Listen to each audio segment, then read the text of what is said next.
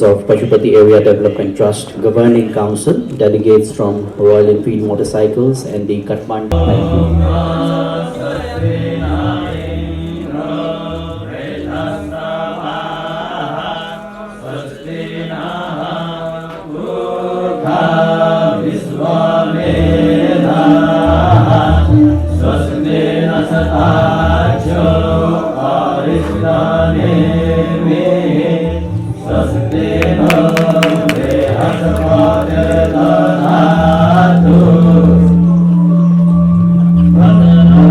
सर्वप्रथम त उद्घोषक साथीलाई धन्यवाद।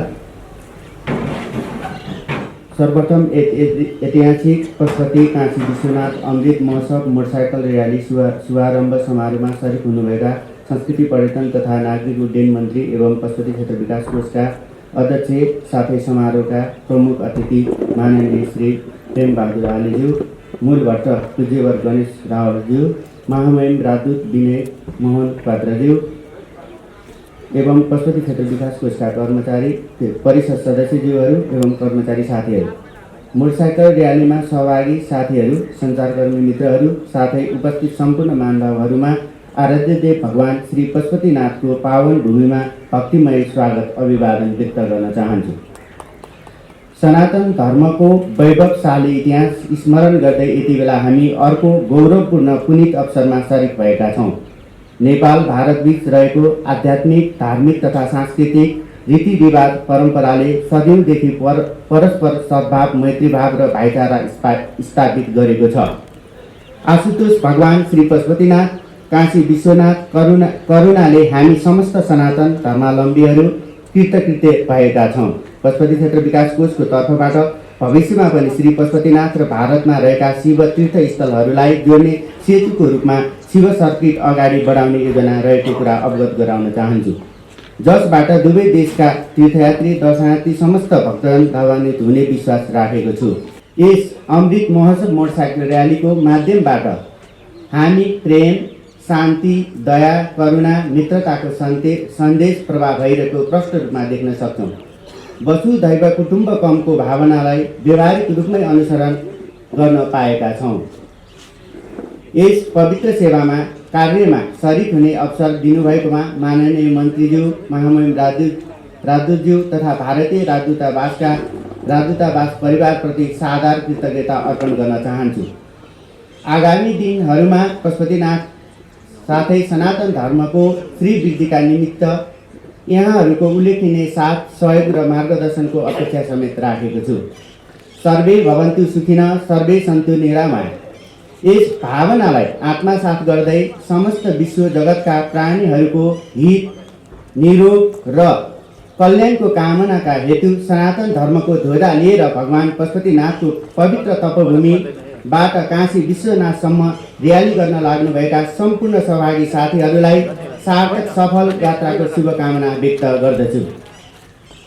यस कार्यक्रमबाट समग्र धार्मिक पर्यटन क्षेत्रको प्रबन्धन हुनुको साथै दुई देश बीचको पारस्परिक आपसी सम्बन्ध थप प्रगाट हुने विश्वास समेत लिएको छु।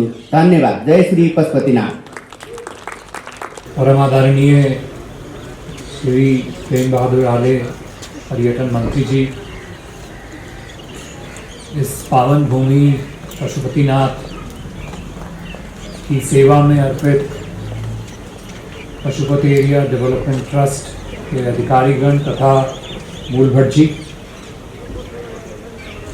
आप सभी उपस्थितगण,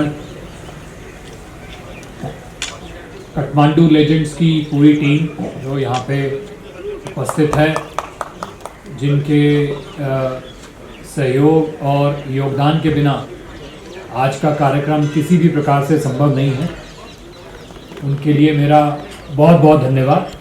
और रॉयल एनफील्ड जिन्होंने आगे बढ़ के अपने यंत्र, अपनी बाइक इस प्रोग्राम के लिए उपलब्ध कराई, उसके लिए भी बहुत बहुत धन्यवाद।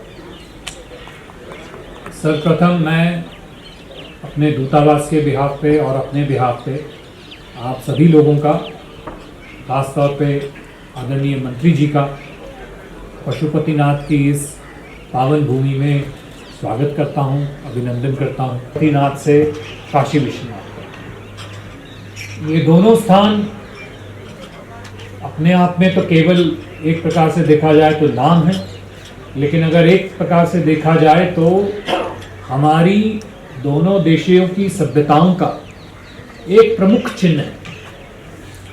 यदि हमारे सांस्कृतिक संबंधों में अगर हमें कहीं अपने जनमान्य के संबंधों के बीच में कहीं पे अगर अमृत की खोज करनी है तो वो इन दो पावन स्थलों पे ही है।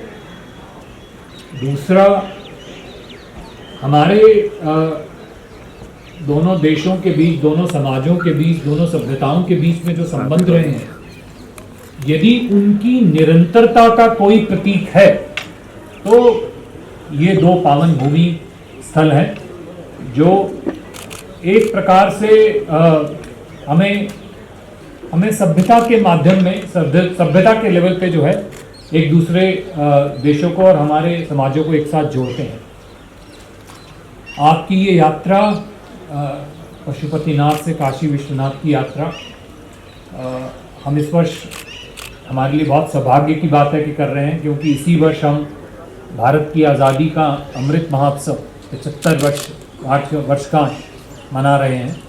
और इस वर्षगांठ में सांस्कृतिक अमृत की खोज में ये यात्रा का मेरे हिसाब से बहुत महत्वपूर्ण योगदान रहेगा। आप देखा जाए तो एक प्रकार से आधुनिक कड़ी है। मैं सभी बाइकर्स जो कि इस यात्रा पे अभी थोड़ी देर पे निकलेंगे, बहुत बहुत शुभकामनाएं देता हूं। सफलता की, यात्रा की सफलता की शुभकामनाएं देता हूं। जिस उद्देश्य से जा रहे हैं उद्देश्य की प्राप्ति की शुभकामनाएं देता हूं। और आदरणीय मंत्री जी का बहुत बहुत धन्यवाद करता हूं कि उन्होंने आज अपने मूल्यवान समय निकालकर हमारे साथ यहाँ उपस्थित होने का निमंत्रण स्वीकार किया। और मूल भट्ट जी का भी मैं धन्यवाद करता हूँ कि उन्होंने इस यात्रा के शुभारंभ को एक प्रकार से आशीर्वाद देने के लिए आज यहाँ पर उपस्थित हुए। एक बार फिर आप सभी लोगों का बहुत बहुत धन्यवाद। काठमांडू लेजेंड्स का बहुत बहुत धन्यवाद। रॉयल एनफील्ड का बहुत बहुत धन्यवाद। मंत्री जी आपका भी बहुत बहुत धन्यवाद। नमस्कार। Now, may I have the honor and pleasure to request our Honorable Minister for Culture, Tourism and Civil Aviation, Government of Nepal, Shri Prem Bahadur Ali ji, for his kind remarks. Thank you. धन्यवाद संचालक ज्यू। Pashupatinath Kashi Vishwanath Amrit Mahotsav motorcycle rally में उपस्थित महामहिम राजदूत आदरणीय विनय मोहन कोत्राज्यू, मंच में आसीन मूल भट्ट पुजारी आदरणीय गणेश रावज्यू र पशुपति विकास कोष का सदस्य सचिव डाक्टर मिलन कुमार थापाज्यू, मोटरसाइकल तीर्थालु यात्रुहरू र सम्पूर्ण उपस्थित आदरणीय राष्ट्र सेवा कर्मचारी साथीहरू, भारतीय दूतावासबाट पाल्नुभएका आदरणीय मित्रहरू, पत्रकार साथीहरू, म सर्वप्रथम यहाँहरूलाई हार्दिक नमस्कार टक्राउन चाहन्छु। वास्तवमा हिन्दू धर्मावलम्बीको आस्थाको धरोहर नेपालको पशुपतिनाथ र भारतको काशी विश्वनाथ प्राचीन कालदेखि रहँदै आइरहेको धार्मिक तीर्थस्थल हुन्। नेपालको राजधानी काठमाडौँको सहरमा भगवान पशुपतिनाथको मन्दिर अवस्थित छ भने भारतको उत्तर प्रदेशको वाराणसी सहरमा भगवान विश्वनाथको मन्दिर रहेको छ। पशुपतिनाथ र विश्वनाथको मन्दिर भगवान शिव र माता पार्वतीले वास गरेका स्थानको रूपमा विश्वास गरिन्छ। प्राचीन लिच्छवी कालमा पशुपतिनाथ मन्दिरको निर्माण सुनको जलरीबाट निर्माण गरिएको जस्तै विश्वनाथ मन्दिर पनि प्राचीन समयमा सुनको जलरीबाट निर्माण गरिएको थियो।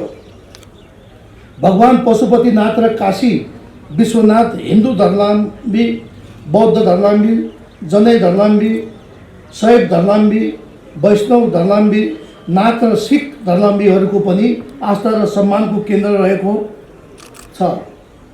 त्यसैले यी दुवै धार्मिक पवित्र स्थल भनेको खुल्ला सङ्ग्रहालय जस्तै हुन्। संसारभरिका छरिएर रहेका अरबौं हिन्दूहरूको आस्थाको केन्द्र हुन्। अर्को कुरा के छ भने भगवान पशुपतिनाथ मन्दिरका भट्ट पुजारी दक्षिण भारत मुलुकका हुन् भने काशी विश्वनाथ मन्दिरका भट्ट पुजारी नेपाली मुलुकका हुन्। यी दुवै मन्दिरमा जन्मेदेखि मृत्युसम्मका मानिसले आफ्नो कर्महरू गरिरहेका हुन्छन्। पशुपतिनाथ बागमती नदीको किनारमा छ भने विश्वनाथ मन्दिर गङ्गा नदीको किनारमा छ। बागमती नदी र गङ्गा नदीको महत्त्व बारेमा पुराणमा समेत उल्लेख गरेको पाइन्छ। त्यसैले एकपटक विश्वनाथ मन्दिरमा दर्शन गर्ने हिन्दू दर्शनार्थीले एकपटक पशुपतिनाथको दर्शन गर्नुपर्ने पौराणिक मान्यता रहेको छ। सन् 1979 युनेस्कोले पशुपतिनाथलाई विश्व सम्पदा सूचीमा राखेको छ। पशुपतिनाथको मन्दिर परिसर भित्र साना ठुला गरी सयौं मठ मन्दिर, हजारौं शिवलिङ्ग रहेका छन्। भारतका 4 धाम मध्ये विश्वनाथ मन्दिर एक धाम हो भने नेपाल पशुपतिनाथ विश्वकै हिन्दूहरूको अर्को महत्त्वपूर्ण धाम हो। बागमती नदीमा अस्तु विसर्जन गरिए झै काशी गङ्गा नदीमा पनि अस्तु विसर्जन गरिन्छ। काठमाडौँ प्राचीन सभ्यताको सहर हो भने काशी विश्वनाथ प्राचीन धार्मिक शिक्षाको सहर हो।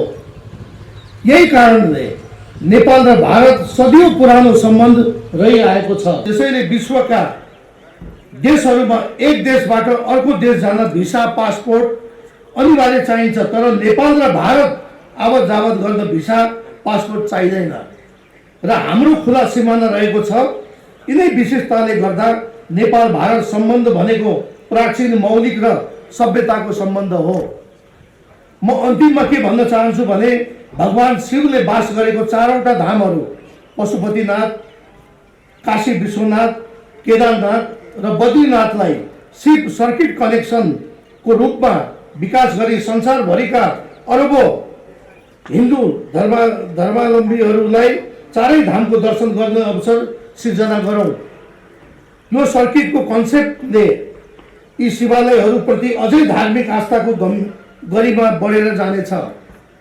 आज हुन गइरहेको मोटरसाइकल र्यालीको शुभारम्भ शिव सर्किटको एक खण्डको रूपमा मैले बुझेको छु। यो र्याली नेपाल भारत सम्बन्ध प्रगाढ हुने र हिन्दू धर्मको गरिमा उच्च रहने कुराको विश्वास समेत लिएको छु। पशुपतिनाथबाट सुरु हुने यो र्याली विश्वनाथसम्मको गन्तव्य यात्रा सुरक्षित रहोस् र यो कार्यक्रममा मलाई निमन्त्रणा गरेर भारतीय राजदूत महामहिमज्यूलाई म हार्दिक धन्यवाद दिन चाहन्छु यो अवसर मलाई प्रदान गरिदिनु भएकोमा र यहाँ उपस्थित हाम्रा आदरणीय गुरु लगायत सम्पूर्ण जनसमुदायलाई म हार्दिक आभार व्यक्त गर्दै यो जुन तपाईहरुले यो मोटरसाइकल यात्रा गर्दै हुनुहुन्छ यो तपाईहरुको यात्रा सुरक्षित होस् र सफलतापूर्वक तपाईहरु 6 दिनपछि यहाँ फर्किनुहोस् भन्ने यही शुभकामना व्यक्त गर्दै अन्तमा तपाईहरुको माझबाट बिदा हुन्छु। धन्यवाद, नमस्कार। To the leader of the Kathmandu Legends, I have the honor to welcome Mr. Ramesh Awale, the leader from Kathmandu Legends, on stage, as we will hand over a token of love from Pashupati Area Development.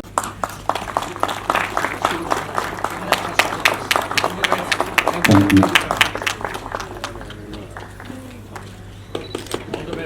आज तपाईहरु पशुपतिनाथदेखि काशी पुग्दै हुनुहुन्छ। तपाईहरुको यो धार्मिक र सांस्कृतिक यात्राले दुई देश बीचको जनताको सम्बन्ध थप बलियो हुनेछ। काशी विश्वनाथ र पशुपतिनाथ शक्ति र साधनाको उपासना गर्ने पवित्र धार्मिक स्थल हो। दुवै क्षेत्र बीचको एकता यति बलियो छ कि काशी दर्शन गरेर पशुपतिनाथ दर्शन गर्न आउने यात्रीहरूको र पशुपतिनाथ दर्शनपछि काशी जाने यात्रीको बीचको सम्बन्ध काठमाडौँ र वाराणसी भगिनी सम्बन्ध विस्तार भएको दुई सांस्कृतिक नगरी हो। पहिलेदेखि नै काशी क्षेत्र सनातन शास्त्र अध्ययनको केन्द्र थियो। अहिले पनि सनातनीहरू जीवनमा एकपटक काशी पुग्ने इच्छा राख्छन् भने पशुपतिनाथको दर्शनका लागि सबै लालायित हुन्छन्।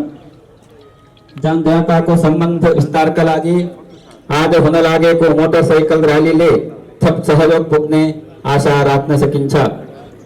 नेपाल भारत दुवै देशमा सनातनीहरूको लागि पशुपतिनाथ र काशी दुवै आध्यात्मिक आस्थाको धरोहर हुन्। त्यसैले दुवै श्रीनाथहरूको दर्शन गर्न पालो गरी आउने जाने गर्दछन्। कोरोना महामारीपछि दुवै देशका तीर्थयात्रीहरू विस्तारै आउने र जान सुरु हुन थालेको छ।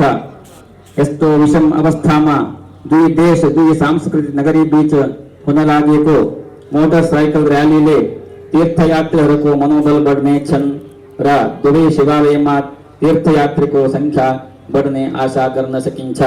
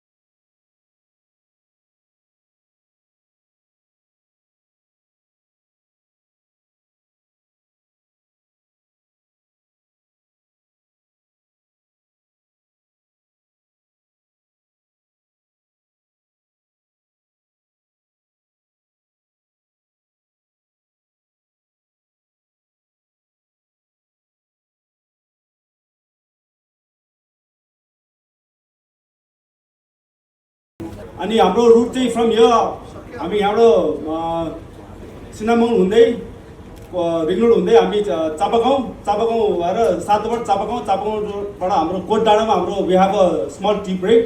त्यहाँबाट विल बी ह्याभिङ ब्रेकफास्ट है। So just let you know. Thank you very much. ल लेट्स स्टार्ट द इन्जन।